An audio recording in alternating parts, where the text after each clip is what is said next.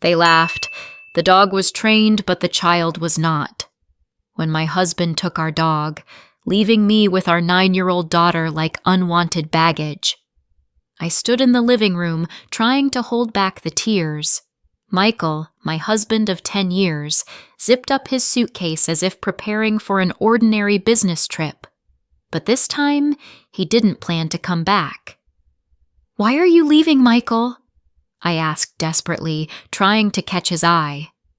"Does everything we had mean nothing to you?" He stopped for a moment, looking away as if avoiding my eyes. "I just can't live like this anymore," he replied dryly. "Everything is too complicated with you." "Complicated?" I flared up. "We're a family, Michael. We have a daughter." He looked at me coldly, with an unreadable expression, and said, "I'm taking Rex. The child stays with you." No words of farewell, no discussions, just a fact. Rex, our German shepherd, had been with us before Ellen was born. She became a true family member, slept at our feet, ran with Ellen in the yard, even rescued socks from the laundry basket as if it were her sacred mission. But Michael claimed her as easily as he did his suitcase. I froze in place. I opened my mouth to say something when she intervened. Barbara, his mother, always lurking in the background, ready to comment but never to help. She stood at the door with fake pearl beads around her neck and a genuine smirk on her face. "Well," she said with a grin, "at least the dog is trained." They laughed. They laughed as if my daughter was a broken toy they now had to leave with me, walking away with the prize themselves. As if being a single mother amidst a divorce was just unfortunate luck. It felt like all the oxygen disappeared from the room, but I said nothing. Didn't scream, didn't cry in front of them. I simply picked up Ellen's drawing from the counter, where the 3 of us were holding hands under a bright sun, and walked past them. Because just next door, in the other room, was my daughter. Ellen, 9 years old, sat cross-legged on the carpet, headphones in her ears, coloring pictures. She hadn't yet seen how this storm was destroying everything around. And at that moment, I made a promise to myself. She would never think this was her fault. Let Michael take the dog. Let Barbara think she won. I'll take the child. I wanted the child, and I was going to protect her from everything, especially from those who laughed at her pain. But this was just the beginning of the story. What I really want to tell you happened several weeks later, on the day of the court hearing. That's when my daughter, my quiet, attentive, observant Ellen, approached the judge's bench, cleared her throat, and asked, "Can I read what Dad wrote to me last night?" The courtroom fell into absolute silence. The judge's eyebrow rose. Michael's lawyer's face turned pale. Barbara, seated behind us in a dark blue jacket with her condescending smile, looked as if she had choked. In that moment, right there, in front of everyone, Ellen held something more powerful than any legal argument. She held the truth. She was only 9, but she understood everything. And for the first time, the adults in that room just needed to listen. Let me start from the beginning so you understand why this moment changed everything. It wasn't about one argument, not just one toxic comment. It was years of silent, eroding gaslighting. Years of Michael making me feel I was always overreacting, too emotional, constantly messing things up. It was subtly done, but constantly happening. When Ellen cried after Michael yelled at her, I was the one to blame, for not teaching her to be tougher. When I asked for help, I was whining. When I finally said I wanted a divorce, he told everyone I was unbalanced and he was just trying to keep the family together. And people believed him. They always did. Because he was charming, could choose the right words, his smile was infallible. He was the kind who could call a waitress sweetheart and get away with it. But Ellen saw what others didn't. She saw the change in her father's face when we were behind closed doors, noticed how I would stop mid-sentence if Michael entered the room. She observed that I never laughed anymore. Not really. And when Michael took Rex away and walked out of our lives like leaving a boring dinner, Ellen didn't cry. That night she simply sat next to me, holding Rex's old collar in her hands, and said, "I don't think Dad loves us." That was the end, and perhaps the beginning of the truth, which slowly began to surface. When people think of a single mother going through a custody battle, they often imagine chaos, yelling, slamming doors, police calls. But my story started differently. It began in silence. A silence that remained after my husband Michael left, taking with him the dog and his outward virtue. It was a silence that comes after a storm, not noisy, but empty. Every emptied drawer, every coat taken off the hook echoed through the house, whispering, "He's gone." At first, Ellen didn't ask many questions. She just kept drawing, depicting superheroes, sunsets, and sometimes Rex, now with a cape, as if he had become a protector. I pretended everything was fine, tried to compensate for the troubles with whatever I could, cooked lunches with handwritten notes, told extra bedtime stories, allowed Ellen to fall asleep in my bed almost every night because she started to fear the dark again, though she overcame this fear back in kindergarten. Our 2-bedroom apartment wasn't luxurious, but it was our home. I painted Ellen's room light blue and decorated the ceiling with glow-in-the-dark stars. She liked watching the stars. I worked from home as a freelance designer, taking on small projects while Ellen was at school. It made money, just enough. But it allowed me to be near her, which was the most important thing. The hardest were the mornings. That's when I truly realized how much had changed. I would wake up and see Ellen already dressed, sitting at the kitchen table, looking at a box of cereal but not touching the food.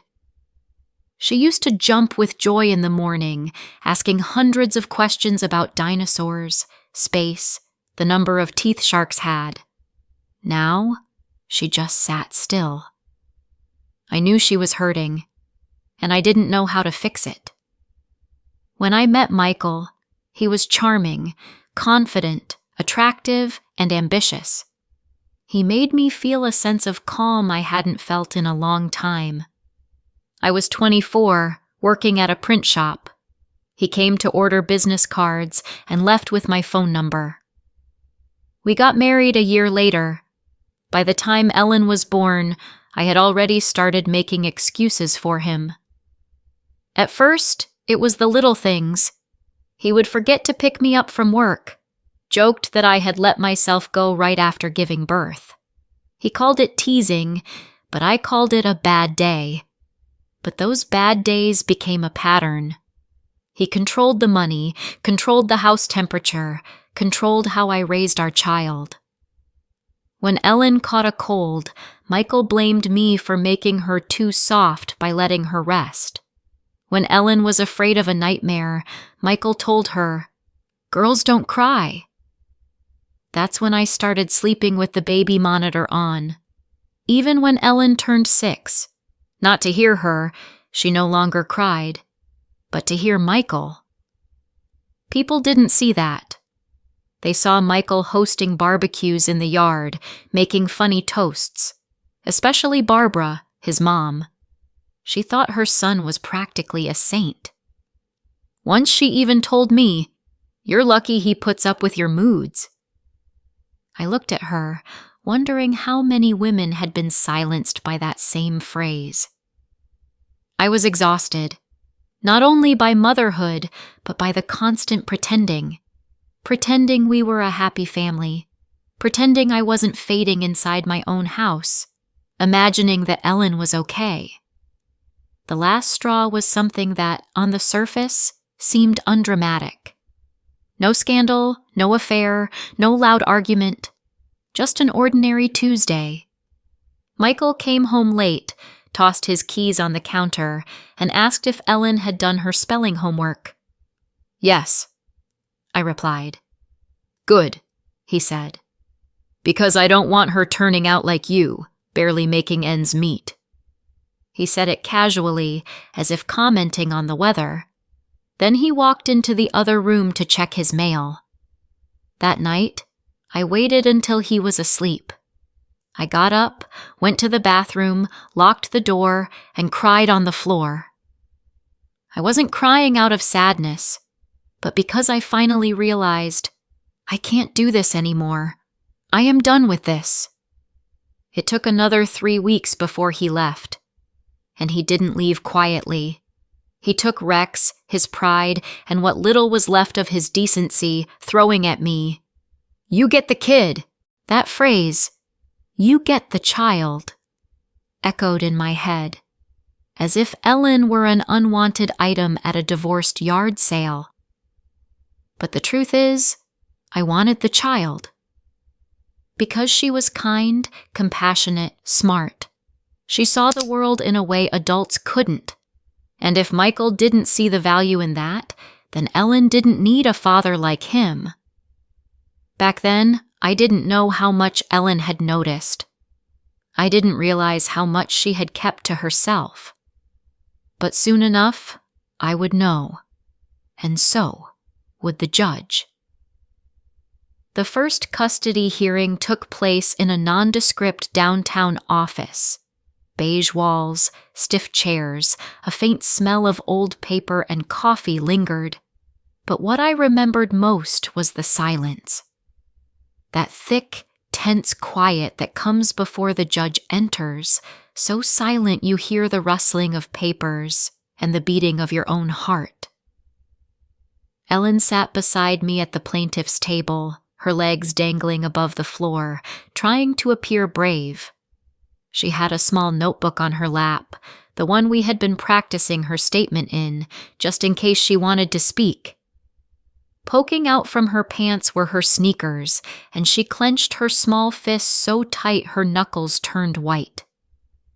Across the room, Michael sat straight, clad in a charcoal suit, with Barbara and a man, presumably his lawyer beside him, appearing unwelcome yet sat with a feigned confidence, offering banana scones from a plastic container to the secretary as if we were all one big happy family.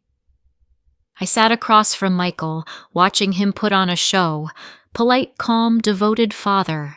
He spoke of routine, stability, and a deep commitment to Ellen's well-being.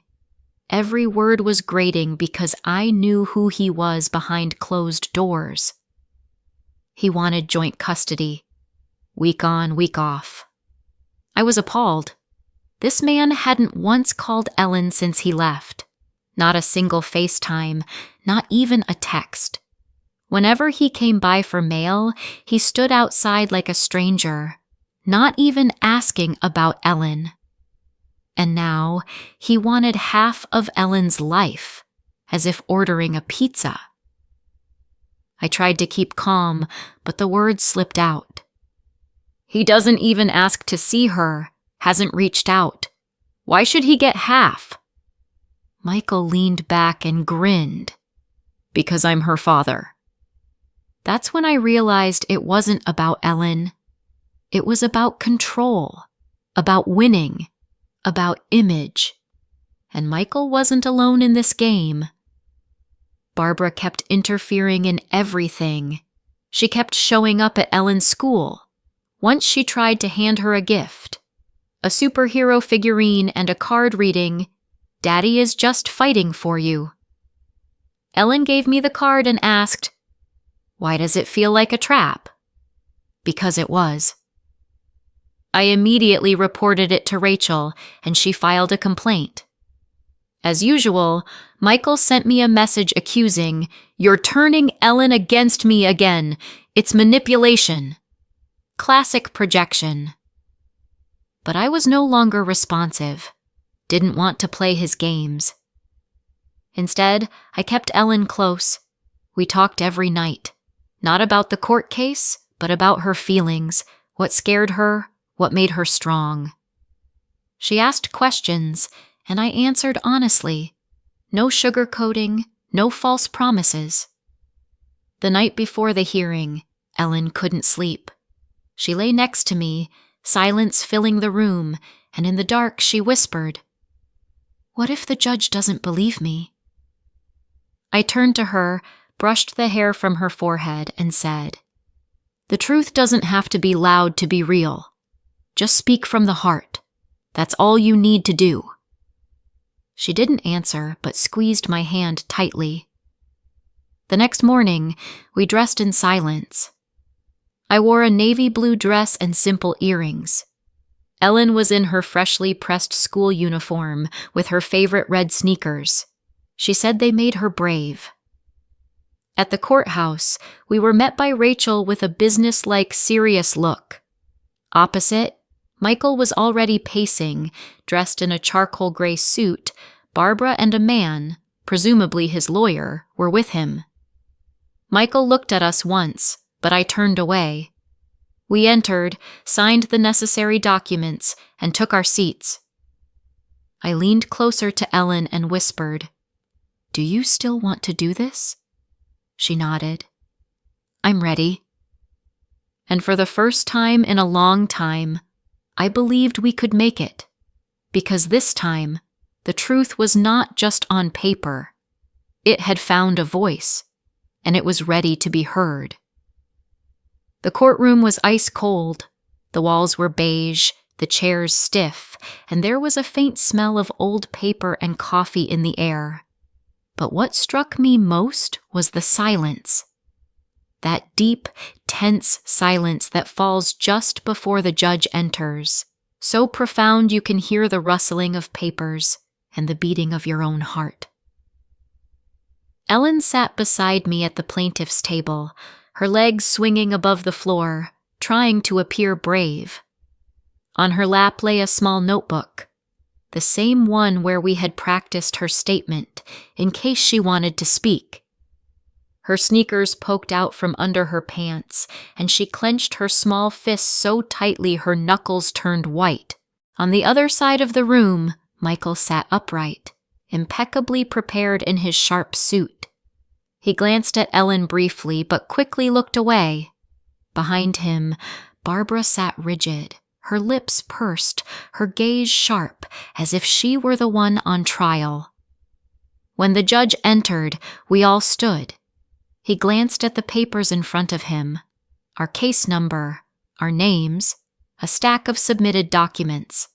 His demeanor was professionally stern, no smile, no hint of emotion. After the standard formalities, Michael's lawyer spoke first. She was confident and professional, almost automatically delivering her words. Mr. Smith seeks equal time with his child, emphasizing the importance of routine and emotional balance for the girl. He expresses a sincere interest in the welfare of his daughter. Sincere interest. This is the man who didn't call Ellen on her birthday, didn't inquire about her allergies, didn't know that Ellen still slept with a nightlight. I gritted my teeth and waited silently. Then it was our turn. Rachel stood with her typical poise and assurance. "Your Honor, we are requesting primary physical and legal custody. We have provided evidence, including messages Mr. Smith sent to the minor, which raises serious concerns." The judge raised an eyebrow. "Messages to the child?" Rachel nodded. "Yes, Your Honor. And with your permission, Ellen would like to speak." A pause ensued. This moment felt endless, almost excruciating. The judge leaned slightly forward. "Are you sure, young lady?" Ellen looked at me. I gave her a barely perceptible nod. She slowly stood up. "I have something to say," she said softly but clearly. The judge gestured. "Come forward, Ellen. Take your time." Ellen walked to the front of the courtroom, holding her notebook. Her hands trembled, but she stood tall as never before. She opened the notebook and took a deep breath. "My dad sent me messages. I wasn't supposed to see them, but I did. I think the judge should know." The courtroom was silent. Rachel handed the judge the screenshot printouts. The judge reviewed the pages while Ellen read aloud from her copies.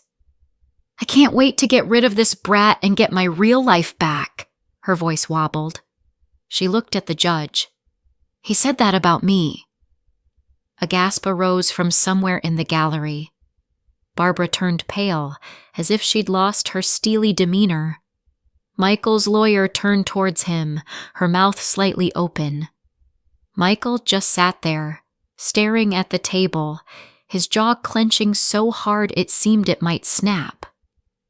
Ellen continued, "Whines like a baby like her mom. Useless." Echoing in the silence, she added, "My mom doesn't cry all the time. She's strong. She helps me when I'm scared. And I'm not useless." An heavy pause followed, filled with silence. The judge folded his hands. "Thank you, Ellen. That was very brave. Is there anything else you'd like to tell me?" Ellen looked around hesitantly, then said, "I don't want to live where I'm treated like a problem. I just want to feel safe." She returned to me, and I hugged her, whispering, "You were perfect." She nodded, holding me tighter. The judge turned to Michael. "Mr. Smith, do you have an explanation for these messages?" Michael began to speak, but his lawyer quickly interrupted, requesting a brief recess. The judge denied it.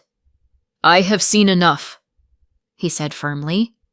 "The court's duty is to act in the child's best interest, and based on the presented documentation, the testimonies, and the remarkable honesty of this child today, I am awarding full physical and legal custody to Mrs. Smith." I didn't cry. Not there. I simply closed my eyes and took a deep breath. Michael didn't argue. He just stared at the floor, trapped by his own words. Barbara left the courtroom before the official end of the hearing, her optimism with banana bread gone. Ellen smiled and softly whispered, "Can we go for pancakes now?" For the first time in a long while, I laughed. "Of course." We didn't discuss the trial on the way home. Ellen opened the car window and let the wind blow through her hair as if nothing had happened. As if she hadn't just revealed the darkest side of her father to the judge and a courtroom full of strangers. As if she hadn't just changed the course of our lives. But that's how kids are. They naturally bounce back, even when maybe they shouldn't. On the way home, we stopped at a small diner, as I had promised. Ellen ordered pancakes with whipped cream and chocolate chips. I got a coffee but didn't touch it. Just watched her.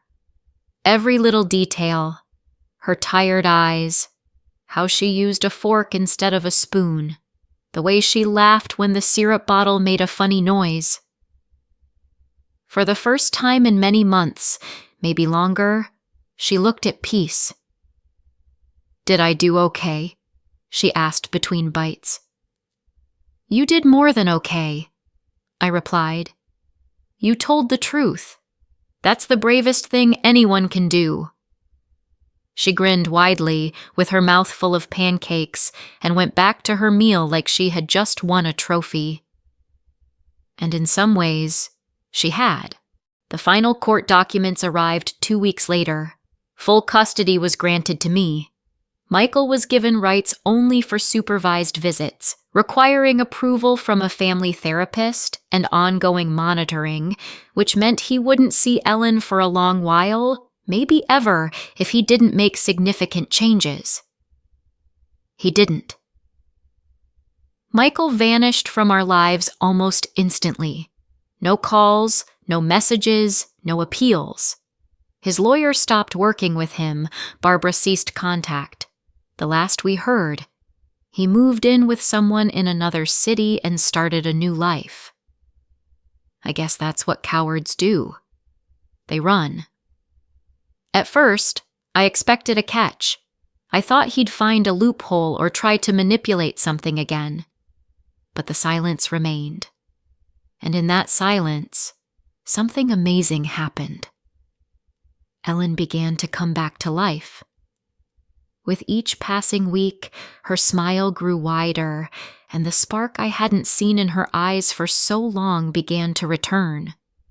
Our mornings were filled with talks about school, friends, and what she wanted to do on the weekends.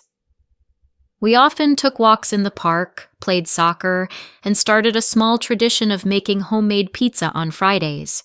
Ellen picked the toppings, and I made the dough. Sometimes the results were unusual, even chaotic, but always fun. As I watched her play by herself or draw her superheroes, I realized how important it was to give her the confidence that her feelings and desires mattered. We also started sessions with a child psychologist. I wanted to ensure Ellen had a safe space to discuss and process her emotions with a professional. The therapist helped her understand her feelings and taught her to value her well-being above all. These sessions reassured me that she was on the right path to healing. One evening, as we sat on the couch watching a movie, Ellen hugged me tightly and said, "Mom, I'm glad it's just us now." I knew there were still challenges ahead, more conversations to have, and it wouldn't always be easy. But I also understood that we had everything we needed to build a new, much happier life. And that became the beginning of something truly beautiful. Ellen was learning to be brave, to share her stories, and in so doing, she was helping us both heal. All I had to do was protect her and support her for however long it took.